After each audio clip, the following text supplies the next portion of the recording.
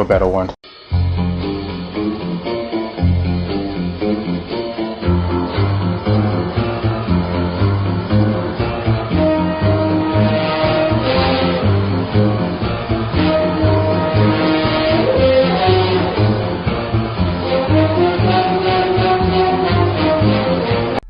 The only lead 47 has is the woman he was supposed to kill, so he goes to her apartment and kidnaps her. I would complain about this, but the guy is a professional assassin, so I really don't think kidnapping is taboo for him. Take me! Somewhere safe. Get in. Fuck you, I'm not getting in there! Ah, there's a dead man in there! Okay, that was actually pretty funny. After taking her to a building whose name I couldn't read, he asks her a few questions, but she doesn't seem to know much. Before today on the street, have you ever seen me? Why were you there? My boyfriend. He told me to meet his driver on the corner. Belikov? How? After I put a bullet through his head. Doubles. Doubles. Mikhail has doubles, just like Saddam Hussein. So, Perignon hired an assassin to kill his double? What? That doesn't make any fucking sense! He tells her Belikov is trying to kill her as well, and to keep her safe, he takes her with him. I wish I had something insightful or even funny to say about this, but I honestly don't understand why the fuck he bothered to take her. Especially since he was going to blow her head off earlier. She doesn't have any information he can use, so why all of a sudden does he care? It's stupid, and I don't like it. They go to the central train station and Agent 47 sees the assassin that tried to kill him earlier. Mike and his partner also figure out that 47 will be at this train station. Oh, for fuck's sake, is there anyone in Russia who doesn't know where this guy is?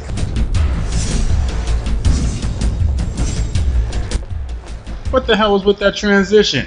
What, was he too old to run halfway down, so they had him run 3 steps in 3 different places?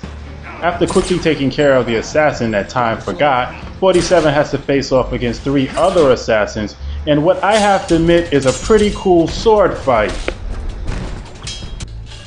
Killing the assassins and shooting Mike's partner in the arm, 47 and Nika, that's the girl's name, manage to escape.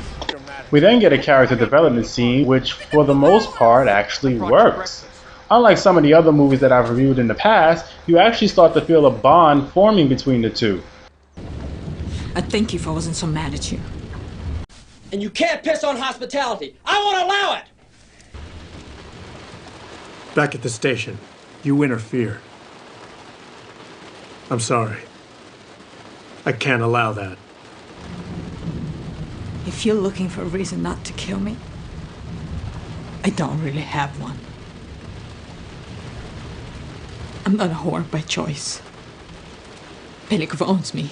Yes, well, this is all tremendously boring. Meanwhile, after planning and hitting microphone on Yuri, Mike is listening to his conversation with Belikov, only to have it interrupted by an armed escort to the airport. Why is there a cable attached to his car? Is his partner actually an android who needed a recharge? Of course not, because that would actually make for an interesting movie.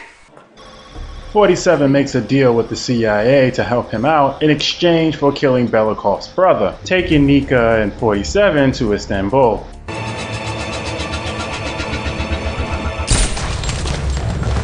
A surprise. Thank you for the introduction to Udrey Belikov.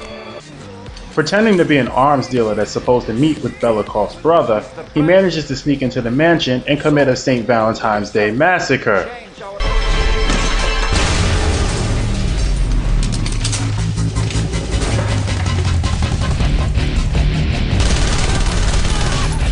Didn't he kill that guy already? Okay, pause. What the fuck is on this guy's face and why? What could possibly be beneficial to having a chain link fence strapped to your face? Does it keep his face from aging? Is it a home facelift kit? No, I really want to know. This is what the movie should have been about. This guy's face. I'd rather watch the backstory of this guy and this thing he's wearing than watch this movie, folks. The mystery behind this contraption that this guy is wearing is more interesting than anything I've seen in this movie so far. So after killing everyone and keeping up his end of the bargain, it's time for 47 to go after Belikov.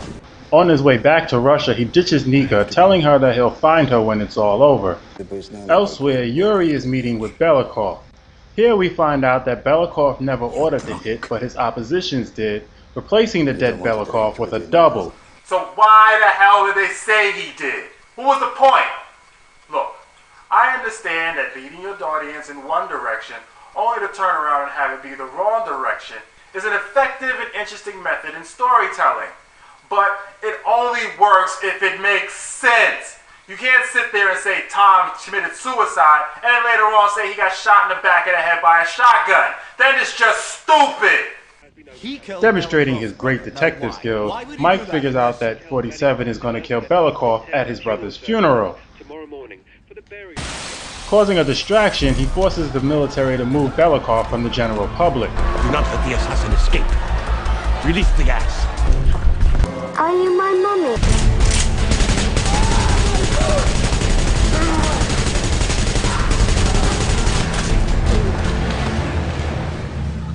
Dragging Belikov into the Archbishop's private chambers, he lets him plead for his life for a while before he kills him. Yes, I am offering you your life back. That is why you are here. Yes, that is what you want. No. No. After killing Belikov and avoiding being turned into Swiss cheese by a helicopter, he just waits to be arrested.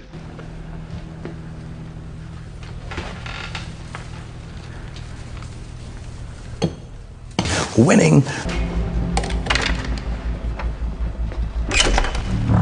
Don't move! Hands on your head! He managed to escape Interpol custody with the help of his friends, the CIA. Agent Smith, for the U.S. Central Intelligence Agency. I need all you men to the rear of that vehicle. You don't have jurisdiction here. We aren't here, which means when we open up on you and shred your bodies with automatic fire, then this will never have happened. We're transporting an international criminal.